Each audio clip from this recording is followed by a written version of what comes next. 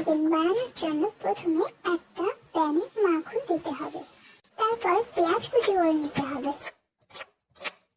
তারপর মাখনের মধ্যে পেঁয়াজ কুচি, আদা রসুন বাটা দিয়ে ভালো করে মিক্সড করতে হবে।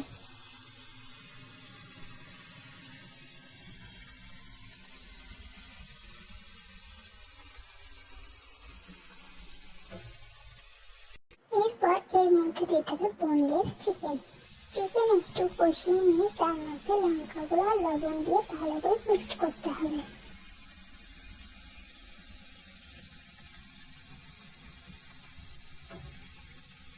এবার এর মধ্যে দিতে হবে সয়া সস আর টমেটো সস দিয়ে ভালো করে কষাতে হবে। এবার এর মধ্যে দিতে হবে কাঁচা লঙ্কা, চেরা কাঁচা লঙ্কা দিয়ে ভালো করে মিক্স করতে হবে।